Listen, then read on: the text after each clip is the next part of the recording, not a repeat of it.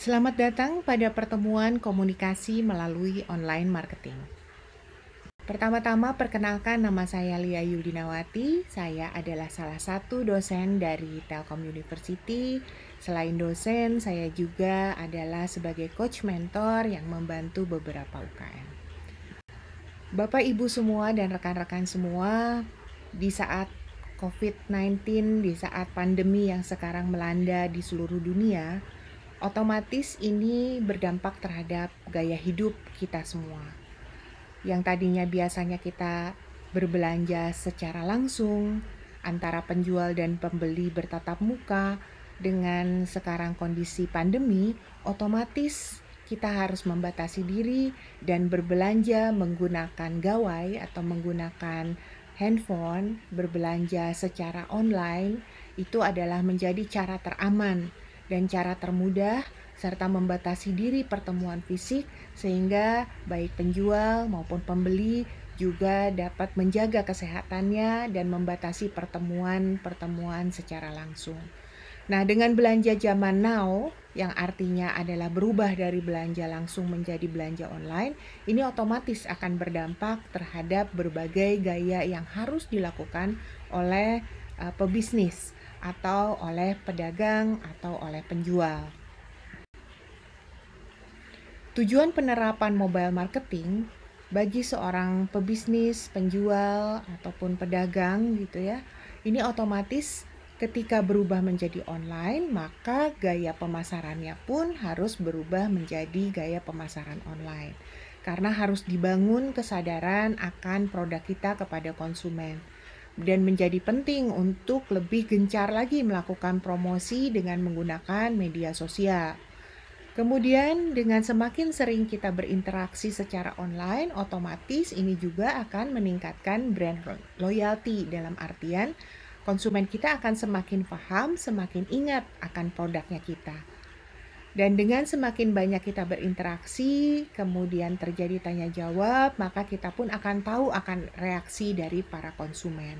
Dan yang paling penting adalah mobile word of mouth. Jadi bagi konsumen yang sudah pernah membeli, diharapkan kepuasan dari konsumen yang sudah membeli dapat menularkan, dapat menyampaikan pesan kepada konsumen lain, sehingga kebaikan, keunggulan dari produk kita itu akan tersampaikan kepada konsumen lain melalui konsumen yang sudah menjadi konsumen loyal, yang dalam artian konsumen yang sudah sering membeli produk kita.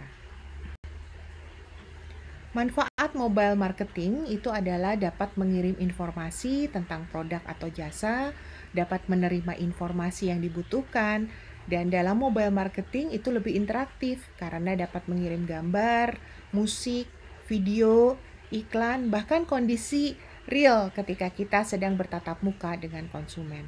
Melakukan transaksi penjualan lebih cepat, lebih tepat melalui mobile commerce.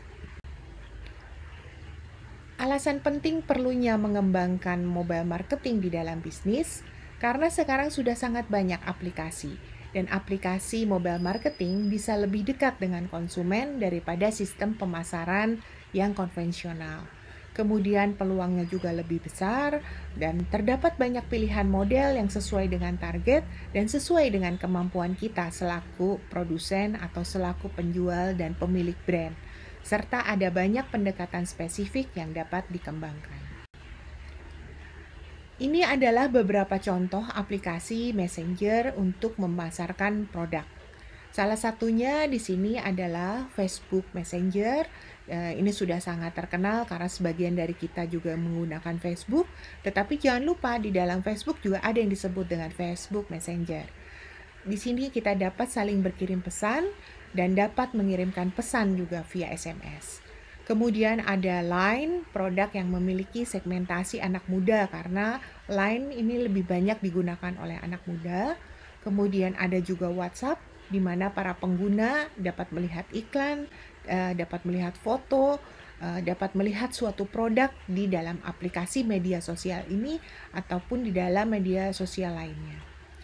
Yang terakhir itu adalah Telegram, yang merupakan salah satu aplikasi messenger yang memiliki inovasi yang beragam dan fleksibel.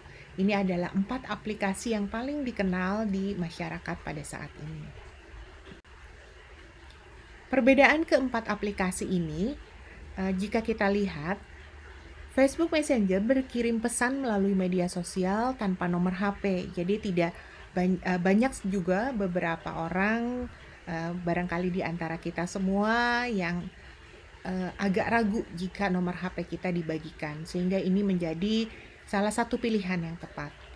Fitur lokasi itu juga tersedia, harus menggunakan 2 aplikasi terpisah jika kita ingin menggunakan beberapa hal yang terdapat di Facebook Messenger. Untuk Line dapat menampung grup 100 orang, dapat menelepon dengan layanan free call. Line juga menggunakan nomor telepon sebagai nomor identitas dan menggunakan nomor ponsel atau nomor telepon Anda sebagai nomor kontak yang ada di dalam Line. Untuk WhatsApp, di sini dapat diakses melalui web dengan syarat perangkat seluler terhubung dengan jaringan atau Wi-Fi. File gambar, audio, video bisa dibagikan. WhatsApp dengan ukuran maksimal 100 MB. Grup WhatsApp dibatasi maksimal 250 orang. Telegram dapat diakses melalui web tanpa perangkat seluler terhubung dengan jaringan atau Wi-Fi. File gambar, audio, video bisa dibagikan sampai ukuran 1,5 GB. Grup WhatsApp dibatasi maksimum di sini 10.000 orang. Chatbot ini adalah salah satu fitur yang sekarang banyak digunakan untuk bisnis. Robot virtual yang penting untuk bisnis digital. Chatbot dengan nama Chatterbot merupakan sebuah layanan obrolan robot, tokoh virtual dengan kecerdasan buatan atau AI, Artificial Intelligence, yang menirukan percakapan manusia melalui pesan suara, obrolan teks, ataupun keduanya.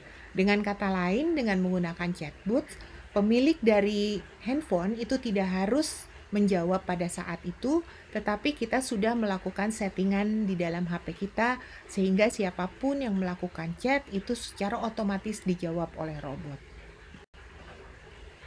Nah, kelebihan dari chatbot ini sendiri, jika bisnis Anda ingin menggunakan chatbot, ada beberapa kelebihan yang bisa diberikan oleh chatbot kepada Anda. Respon menjadi cepat karena selama ini pelayanan yang cepat alias fast response memang dibutuhkan oleh banyak pebisnis. Ketika Anda ingin menanyakan sesuatu lewat website, akan secara otomatis dijawab pertanyaan yang diajukan dengan cepat tanpa bertele-tele. Ini pastinya akan sangat disenangi oleh konsumen. Kemudian 24 jam dan 7 hari, biasanya untuk proses tanya jawab dilaksanakan oleh customer service. Tidak sedikit adanya kendala yang bisa didapatkan seiring pengoperasian, khususnya pada jam kerja. Namun dengan chatbot kita tidak terkendala lagi dengan jam kerja dan hari kerja, karena teknologi ini dapat dilakukan karena dia tidak pernah tidur layaknya manusia, sehingga kapan pun, jam berapapun, ada pertanyaan dimanapun, dia akan segera bisa menjawab. Dan yang terakhir, chatbot ini mempermudah bisnis. Chatbot untuk seorang pebisnis tidak perlu lagi berurusan dengan pelanggan yang terkadang mengalami masalah ataupun jumlah pelanggan yang sangat banyak. Pebisnis di sini bisa berhubungan langsung dengan konsumen melalui robot untuk mendapatkan kinerja terbaik.